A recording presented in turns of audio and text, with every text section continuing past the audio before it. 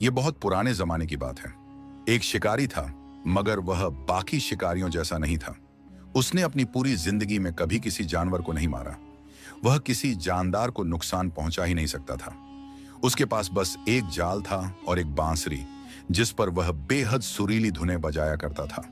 वह रोजाना जंगल जाता, जाल बिछा देता और कुछ दूरी पर बैठकर बांसुरी बजाने लगता। उसकी बांसुरी की दिलकश आवाज सुनकर परिंदे दूर दूर से उड़ते चले आते। जब कोई परिंदा उसके जाल के पास आता तो वह रस्सी खींचकर उसे पकड़ लेता।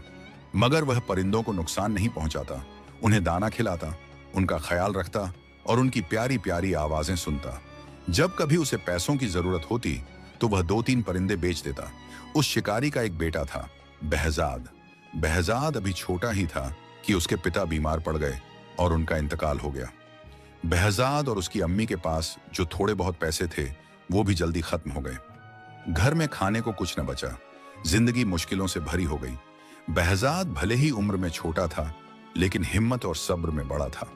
वह अपनी अम्मी का हाथ बंटाता और जैसे ही थोड़ा वक्त मिलता जंगल की ओर निकल जाता। वहीं जंगल जहां उसके अब्बू परिंदे पकड़ा करते थे। एक दिन बहजाद ने अपनी माँ से कहा, अम्मी, अब मैं बच्चा नहीं रहा, मैं 15 साल का हो गया हूँ। अब्बू के बाद आपने बहुत मेहनत की है, अब आप मुझे उनका जाल और बांसुरी दे दीजिए। कल से मैं भी जंगल जाकर परिंदे पकड़ूंगा। उसकी माँ जानती थी कि बहजाद बहादुर है और जंगल का हर कोना उसे मालूम है। उन्होंने बिना झिझक बांसुरी और जाल उसे सौंप दिए। अगली सुबह बहजाद सूरज निकलने से पहले ही उठ गया और जंगल की ओर निकल पड़ा। उसे न किसी चीज का डर था, न ही यह चिंता कि वह रास्ता भूल जाएगा, क्योंकि वह जंगल के हर पेड़, हर रास्ते और हर आवाज को पहचानता था। वह घने जंगल के भीतर तक चला गया और वहीं बैठकर बांसुरी बजाने लगा। दिन भर इंतजार करता रहा, लेकिन एक भी परिंदा उसके पास नहीं आया। आखिरकार जब शाम का अंधेरा जंगल में उतरने लगा तो वह थका मांदा और खाली हाथ घर लौट आया। उसकी अम्मी जानती थीं कि ऐसा ही होगा। परिंदे पकड़ना इतना आसान नहीं था कि कोई पहले ही दिन में यह हुनर सीख जाए। उन्होंने बहजाद को तसल्ली दी और समझाया, बेटे, तुम्हारे अब्बू भी पहले दिन से परिंदे पकड़ने में माहिर नहीं थे। यह काम सीखने में वक्त और सब्र लगता है। मगर बहजाद हार मानने वालों में से नहीं था। उसने हिम्मत के साथ इस काम को जारी रखा। रोज जंगल जाता, कोशिश करता, गलती करता और फिर सीखता। धीरे धीरे उसने खूबसूरत धुनें बजाना सीख लिया। उसे यह भी समझ आने लगा कि खुद को परिंदों से कैसे छुपाना है और कैसे बिना हिले डुले सब्र से लंबे समय तक बैठा रहना है। मेहनत रंग लाने लगी और अब परिंदे उसके जाल में फंसने लगे। एक दिन उसके जाल में एक ऐसा परिंदा फंसा जो उसने पहले कभी नहीं देखा था। उसके पंखों में 7 रंग चमक रहे थे, जैसे इंद्रधनुष को पंख मिल गए हों। बहजाद बहुत खुश हुआ और उस परिंदे को लेकर घर आया। उसने उसे एक सुंदर पिंजरे में रख दिया। अगली सुबह जब वह उठा तो हैरान रह गया। उस परिंदे ने एक अंडा दिया था। वह अंडा भी 7 रंगों वाला था, बिल्कुल उसी की तरह अद्भुत और चमकदार। बहजाद ने सोचा कि इस अंडे को बाजार में बेच देना चाहिए। इससे कुछ पैसे मिल जाएंगे जो घर के काम आ सकते हैं। अंडा लेकर जब वह बाजार पहुंचा तो उसकी झलक एक दुकानदार ने देख ली। यह दुकानदार बहुत चालाक और लालची था। उसका काम ही गरीबों को धोखा देकर उनकी कीमती चीजें सस्ते में खरीदना और फिर महंगे दामों में बेचना था। बहजाद के हाथ में रंगीन अंडा देखते ही उसने आवाज लगाई, ऐ लड़के, सुनो, क्या ये अंडा बेच रहे हो? मैं इसे खरीदना चाहता हूं। लेकिन बहजाद जानता था कि यह दुकानदार भरोसे के लायक नहीं है। दुकानदार की चालाकी और लालच को भांपते हुए बहजाद ने मुस्कुराकर कहा, हाँ, यह अंडा 10 रुपये का है। उसे हैरानी तब हुई जब दुकानदार ने बिना किसी मोल भाव के 10 रुपये दे दिए और अंडा खरीद लिया। बहजाद ने उसी पैसे से बाजार से कुछ जरूरी सामान खरीदा और घर लौट आया। अगली सुबह उसने देखा कि 7 रंगों वाला वही खूबसूरत परिंदा फिर एक नया रंगीन अंडा दे चुका था। बहजाद ने वह अंडा भी उसी दुकानदार को बेच दिया। धीरे धीरे यह सिलसिला चल निकला। परिंदा हर सुबह एक रंगीन अंडा देता और बहजाद उसे बेचकर अपने घर का खर्चा चलाने लगा। अब माँ बेटे की जिंदगी आसान हो गई थी और दोनों सुकून से जीने लगे थे। एक दिन बहजाद के मन में एक ख्याल आया, आखिर वह चालाक दुकानदार इतने महंगे अंडे खरीद कर करता क्या है? जरूर वह इन्हें कहीं और बहुत ज्यादा कीमत में बेचता होगा। यह सोचकर उसने एक दिन उसका पीछा किया। बहजाद ने देखा कि दुकानदार अंडा लेकर सीधे महल जा रहा है। वह महल के भीतर गया और थोड़ी देर बाद खाली हाथ बाहर निकला।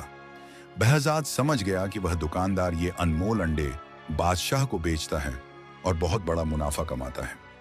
बहजाद ने तय किया कि अब वह खुद बादशाह को अंडा बेचेगा। अगले ही दिन वह खुद रंगीन अंडा लेकर महल पहुंचा।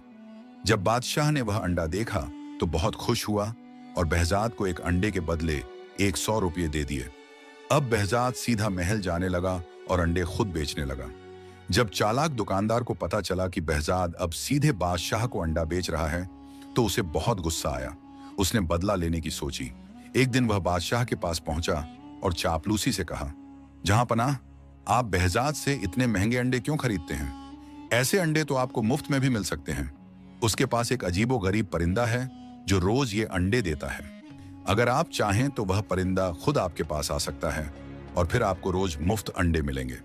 बादशाह यह सुनकर लालच में आ गया और बहजाद को हुक्म भेजा, फौरन वह परिंदा लेकर दरबार में हाजिर हो जाओ। बहजाद समझ गया कि यह सब उस चालाक दुकानदार की चाल है।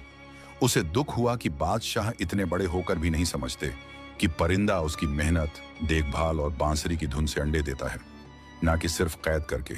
लेकिन बादशाह का हुक्म था और उसे मानना जरूरी था। न मानने पर सजा मिल सकती थी, इसलिए वह मजबूर हो गया। बहजाद ने दिल पर पत्थर रखकर अपना 7 रंगों वाला अनमोल परिंदा बादशाह को सौंप दिया, मगर उसने हिम्मत नहीं हारी। उसने अपनी बांसुरी और जाल उठाया और एक बार फिर जंगल की ओर निकल पड़ा। इस बार उसने और भी दिलकश धुन बजाई, ऐसी मधुर, ऐसी बुलाने वाली कि जंगल के कोने कोने से परिंदे उसकी ओर खींचे चले आए। कभी तीतर उसके जाल में फंसा, कभी फाख्ता और कभी कोई खूबसूरत बुलबुल। बहजाद उन्हें बेचकर घर का खर्च चलाने लगा। उसकी मां के चेहरे पर फिर से सुकून लौट आया और दोनों मां बेटे हंसी खुशी जिंदगी बिताने लगे। धीरे धीरे बहजाद पूरे शहर में मशहूर हो गया। जब भी किसी को कोई प्यारा परिंदा पालना होता, वह सीधे बहजाद के पास आता और उससे परिंदा खरीदता। यह देखकर चालाक दुकानदार की आंखों में जलन भर गई। उसने बहजाद से कहा, तुम ये परिंदे मुझे बेचा करो। बहजाद समझ गया कि दुकानदार वही पुरानी चाल दोहराना चाहता है, सस्ते में खरीदकर महंगे में बेचना। उसने साफ इनकार कर दिया। इस बात से दुकानदार तिलमिला उठा और एक बार फिर बादशाह के पास गया। उसने झूठी कहानी बनाकर कहा, जहां पनाह, वह अनोखा परिंदा जो आपने बहजाद से लिया था अब अकेलेपन से दुखी है। अगर उसे कोई साथी मिल जाए तो वह और भी खुश रहेगा। बादशाह, जो पहले ही लालच में अंधा हो चुका था, इस बात को सच मान बैठा। उसने बहजाद को बुलवाया और सख्त लहजे में हुक्म दिया, मुझे बिल्कुल वैसा ही एक और परिंदा चाहिए, वरना अंजाम बुरा होगा। बहजाद ने कुछ कहने की कोशिश की, पर बादशाह ने उसे बीच में ही रोक दिया। मैं एक लफ्ज भी नहीं सुनना चाहता। मैं तुम्हें 40 दिन की मोहलत देता हूं। अगर उस वक्त के भीतर तुम वैसा ही एक और परिंदा नहीं लाए तो तुम्हारी जान ले ली जाएगी। बहजाद का दिल कांप उठा, लेकिन उसने खुद को संभाला। वह जानता था कि वक्त मुश्किल है, मगर उम्मीद बाकी है। उसने अपनी पुरानी बांसुरी और जाल उठाया, मां की दुआ लेकर एक बार फिर उसी जंगल की ओर चल पड़ा। इस बार मौत की छाया और उम्मीद की लौ दोनों उसके साथ थीं। बहजाद ने दिन रात एक कर दिया। जंगलों की खाक छान डाली, पहाड़ों की घाटियों में भटका, बांसुरी की एक से एक सुर छेड़ी, मगर वैसा अजीब और खूबसूरत परिंदा कहीं न मिला। फिर भी उसने हार नहीं मानी, लगातार मेहनत करता रहा और आखिरकार उसकी मेहनत रंग लाई। एक दिन उसके जाल में ठीक वैसा ही 7 रंगों वाला परिंदा फंस गया। बहजाद की आंखों में उम्मीद की चमक लौट आई। उसने वह परिंदा सावधानी से पिंजरे में रखा और लेकर महल पहुंचा। बादशाह ने खुशी खुशी परिंदा तो ले लिया, मगर बहजाद को एक पैसा भी न दिया। उस क्षण बहजाद की आंखें खुल गईं। उसे समझ आ गया कि बादशाह भी दुकानदार जैसा ही है। फर्क बस इतना है कि दुकानदार चालाक था और बादशाह मूर्ख। बादशाह अपनी खुशी में डूबा रहा, लेकिन दुकानदार अंदर ही अंदर जलता रहा। उसे यकीन था कि बहजाद वैसा दूसरा परिंदा नहीं ला सकेगा और उसकी जान से जाएगा। मगर अब जब बहजाद ने वह भी कर दिखाया तो दुकानदार को उससे डर लगने लगा। वह जानता था कि बहजाद न सिर्फ बहादुर और मेहनती है, बल्कि बहुत अक्लमंद भी है, और अगर उसे मौका मिला तो वह जरूर कोई ऐसा कदम उठाएगा जिससे दुकानदार की चालें उजागर हो जाएं। इसी डर से उसने एक और साजिश रच डाली।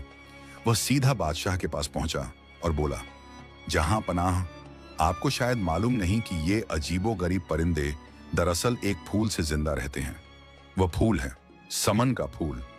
मैंने बुजुर्गों और अक्लमंदों से सुना है कि ये परिंदे साल में एक बार वह फूल जरूर सूंघते हैं, नहीं तो वे मर जाते हैं। बादशाह ने हैरत से पूछा, और ये समन का फूल कहाँ उगता है?